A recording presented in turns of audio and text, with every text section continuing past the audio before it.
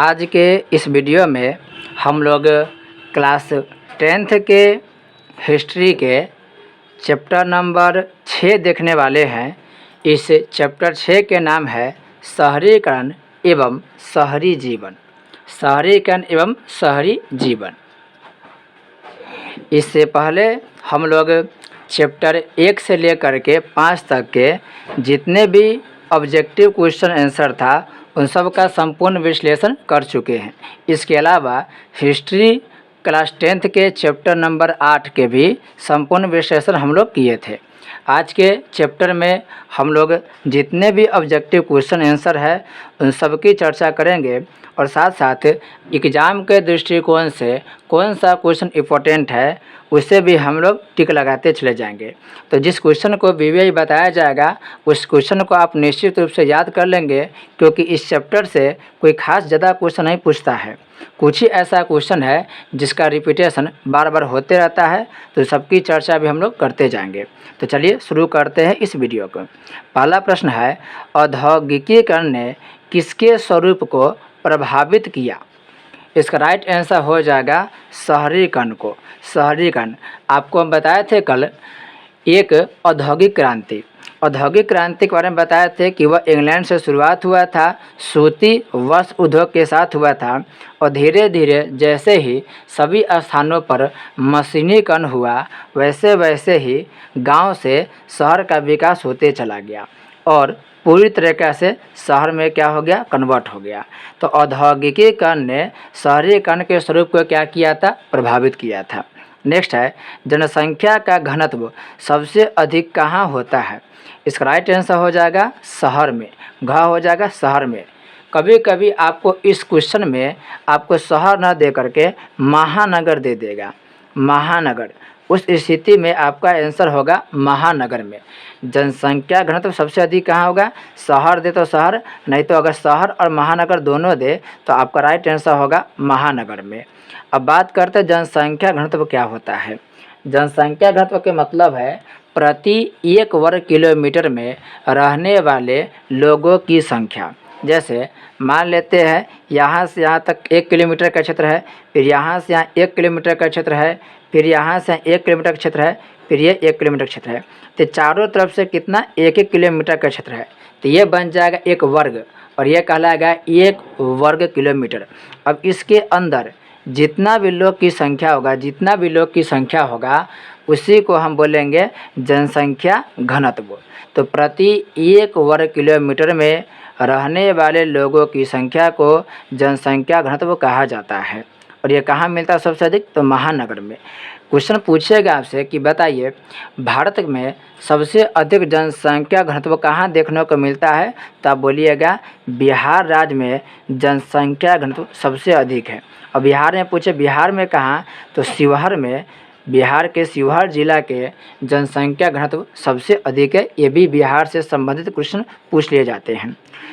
एक और प्रश्न ध्यान रखिएगा आप लोग कि जो भी गांव होता है वो गांव धीरे धीरे विकास करके कस्बा में बदल जाता है, फिर कस्बा धीरे धीरे विकास करके गंज में बदल जाता है और गंज धीरे धीरे विकास करके शहर में बदल जाता है, शहर या नगर में, और नगर धीरे धीरे विकास करके महानगर में बदल जाता है। इसे ध्यान रखेंगे।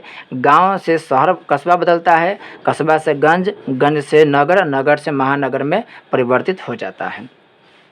नेक्स्ट है, the bitter cry of outcast London नामक पुस्तक के लेखक थे। इस किताब का लेखक है Andrew Mearns. The bitter cry of outcast London के किताब के लेखक हो गया एंड्रयू मियंस। इस किताब से क्वेश्चन नहीं पूछा जाता है, लेकिन आपके एग्ज़ाम में 1 नंबर के किताब और उसके राइटर से संबंधित क्वेश्चन पूछ लिए जाते हैं।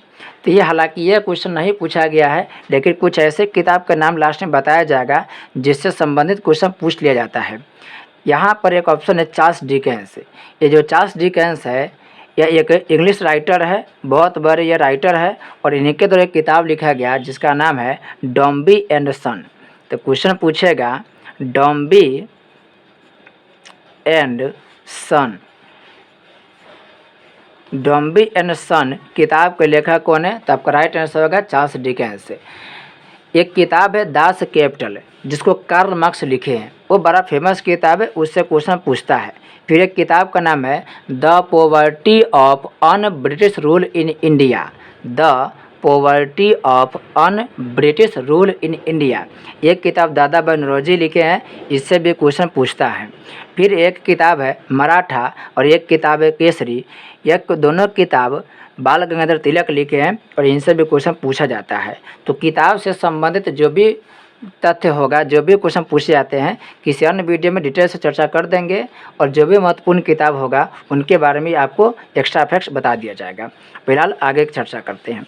नेक्स्ट प्रश्न है, संयमता आंदोलन किस महानगर में चलाया गया था?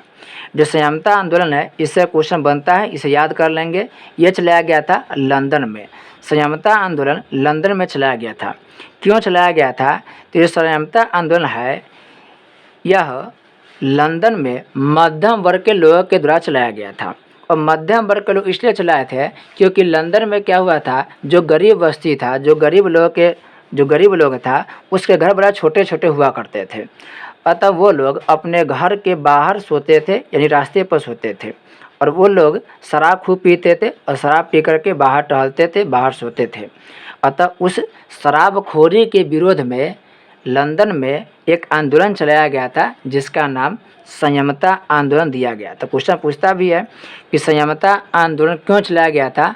तो शराबखोरी के विरोध में मध्यम वर्ग के लोगों के द्वारा संयमता आंदोलन चलाया गया था। कहाँ चलाया गया था? लंदन में चलाया गया था। यह क्वेश्चन इंपॉर्टेंट है, याद रखेंगे। नेक्स्ट है, गार्डन सिटी की योजना किसने बनाई थी? गार्डन सिटी की योजना एबेजेनर हावर्ड ने बनाई थी। एबेजेनर हावर्ड ने बनाई थी। इसे याद रख भी सकते हैं, कभी पूछने की इसका संभावना रहता है। नेक्स्ट है, लंदन में भूमिगत रेल यानी कि मेट्रो किस वर्ष आरंभ हुई थी? इसका राइट आंसर हो जाएगा ख 1863 में। 1863 में लंदन में भूमिगत रेलवे यानी कि मेट्रो की शुरुआत हुई थी। नेक्स्ट है, बैरॉन हॉसमान कौन था? ये बड़ा इंपॉर्टेंट है, यह BVI है, इसे याद रख लेंगे। बैरॉन हॉसमान की बात करें तो सिया का प्रीफेक्ट था। सिया का प्रीफेक्ट था। प्रीफेक्ट का मतलब होता है प्रभारी, जिसके ऊपर काम का उत्तरदायित्व हो, जिसके ऊपर काम की जिम्मेदारी हो। ये जो बैरॉन हॉसमान था, यह पेरिस शहर के, याद रखेंगे, पेरिस शहर के पुनर्निर्माण किया था। तो क्वेश्चन आपसे पूछेगा कि बताइए पेरिस के हासमानीकरण का मतलब है पुनर्निर्माण, किसने किया था? तो उसका राइट आंसर हो जाएगा बैरॉन हॉसमान। ये काफ़ी महत्वपूर्ण प्रश्न है, इसे याद रखेंगे। ये वाला क्वेश्चन कम पूछा है कि सिया का प्रीफेक्ट, सिया एक जगह के नाम है फ्रांस में, अब उसी की जगह के क्या था, ये प्रभारी था। यहाँ से क्वेश्चन कम पूछे, लेकिन ये जरूर क्वेश्चन पूछेगा कि पेरिस के हासमानीकरण कौन किया था? तो वह किया था बैरॉन हॉसमान। नेक्स्ट है, चार्टिस्ट आंदोलन, इसकी चर्चा हम लोग पिछले वीडियो में किए थे। चार्टिस्ट आंदोलन क्यों किया गया था? तो हम बताए थे इंग्लैंड में चार्टिस्ट आंदोलन हुआ था और यह मताधिकार के लिए हुआ था, यानी वोट के अधिकार को लेकर के किया गया था। इसका राइट आंसर हो जाएगा ख, बालिग पुरुषों के लिए मताधिकार की मांग के लिए। जो वहाँ के मजदूर थे इंग्लैंड के, उन इंग्लैंड के मजदूरों को वोट के अधिकार नहीं मिला था, अतः वोट के अधिकार के लेकर के ही इंग्लैंड में चार्टिस्ट आंदोलन किया गया था। नेक्स्ट है, ब्रिटेन के किस राजा ने ईस्ट इंडिया कंपनी को बम्बई दिया था? इसका राइट आंसर हो जाएगा चार्ल्स द्वितीय ने। ये जो बम्बई शहर है, अब इसका नाम हो गया मुंबई शहर। और ये जो बम्बई जो शहर था, बहुत पहले इस पर मछुआरा लोग के कब्जा था। बहुत पहले मतलब कि बहुत पहले, लगभग समझिए जब पुर्तगाली नहीं आए थे इंडिया में, उससे पहले, यानी कि 15वीं सदी के बाद बोल रहे हैं। उस समय मुंबई जो टापू था, ये पिछड़ा हुआ था और वहाँ पर कुछ मछुआरा लोग क्या करते थे, मछली पकड़ने का काम करते थे। बाद में पुर्तगाली लोग आया 1498 में, आपको पता है कि वास्को डी गामा आया था पुर्तगाली लोग। और धीरे धीरे क्या हुआ कि इस मुंबई शहर पर उन सबका समझिए कि थोड़ा सा अधिकार हो गया। बाद में सन 1661 में पुर्तगाल की महारानी, पुर्तगाल की जो रानी थी, पुर्तगाल की राजकुमारी और इंग्लैंड के राजकुमार और पुर्तगाल की जो राजकुमारी थी, दोनों के बीच में शादी हुआ। इससे पुर्तगाल के लोग क्या हुआ, पुर्तगाल के जो राजा थे वह मुंबई को दहेज के रूप में दे दिया इंग्लैंड के राजा को। तो ये जो मुंबई है दहेज में मिल गया इंग्लैंड के राजा को। बाद में यही इंग्लैंड के राजा बम्बई शहर को ब्रिटिश ईस्ट इंडिया कंपनी को दे दिया था। तो याद रखिएगा, बम्बई शहर को चार्ल्स द्वितीय जो राजा था वही राजा ईस्ट इंडिया कंपनी को दे दिया था।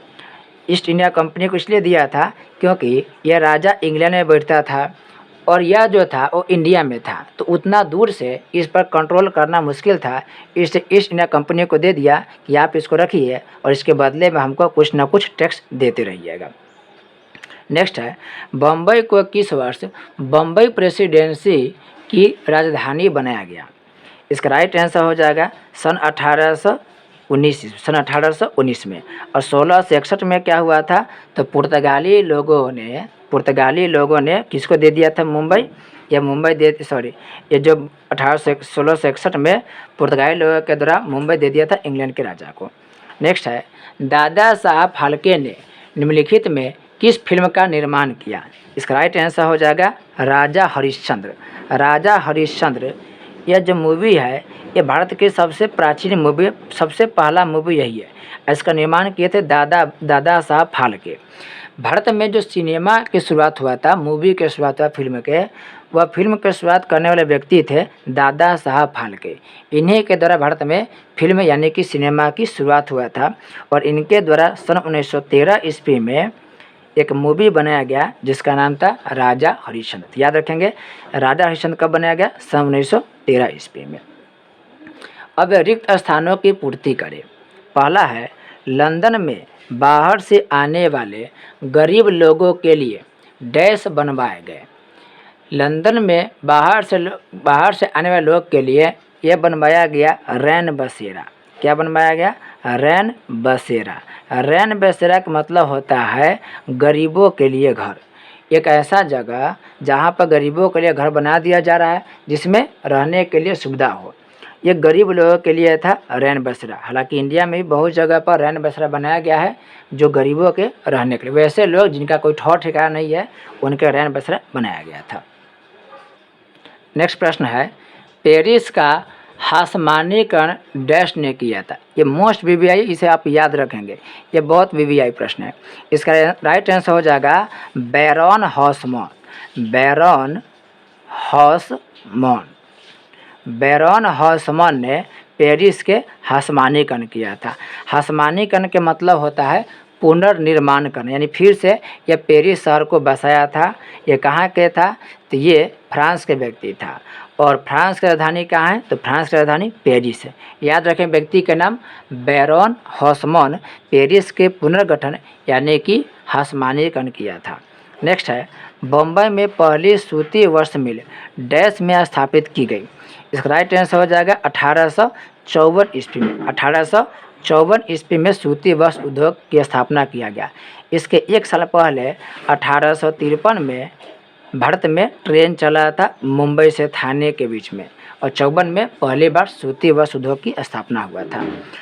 नेक्स्ट है, डॉम्बी एंड सन, ये बताए थे आपको, इसका लेखक है चार्ल्स डिकेंस डॉम्बी एंड सन के क्या हो गया? लेखक हो गया। नेक्स्ट है, पटना का प्राचीनतम नाम पाटलिपुत्र है। पटना के बहुत सारा नाम है, उसमें से एक है पाटलिपुत्र, एक का नाम हो गया कुसुमपुर, एक हो गया पुष्पपुर और एक हो गया अजीमाबाद। ये सभी पटना के ही अलग अलग समय पे नाम था।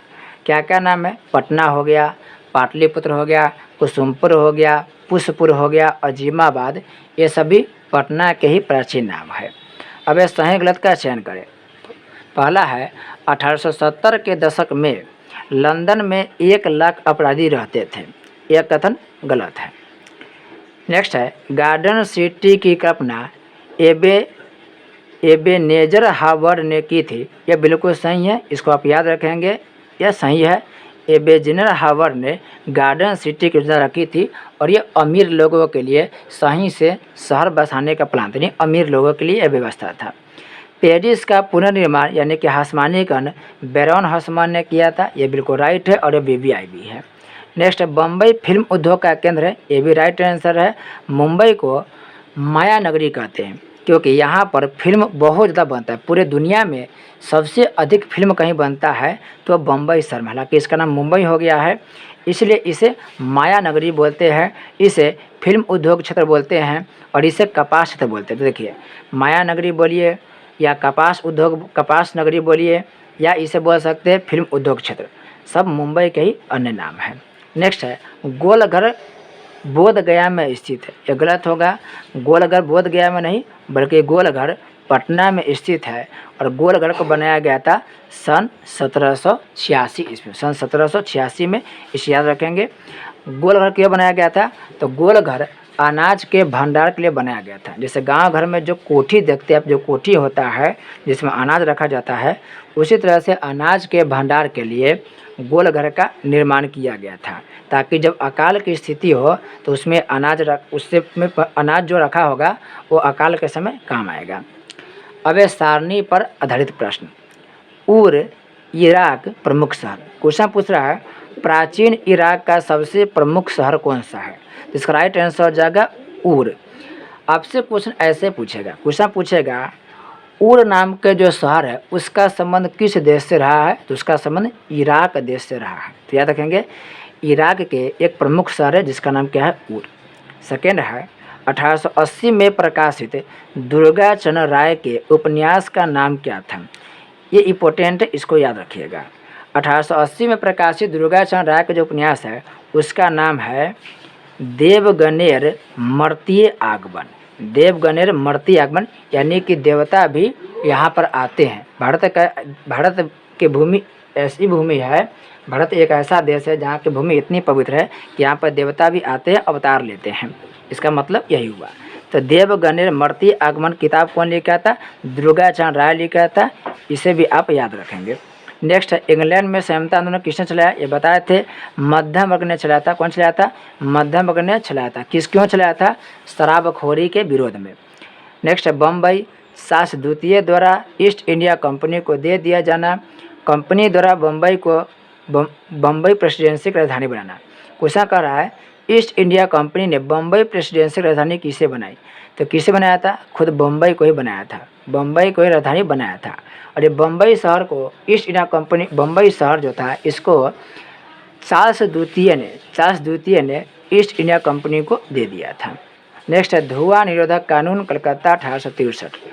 भारत में धुआं निरोधक कानून सबसे पहले कहाँ और कब लागू हुआ? तो कहाँ लागू हुआ? तो कलकत्ता में लागू हुआ। कब लागू हुआ? तो 1863 में लागू हुआ।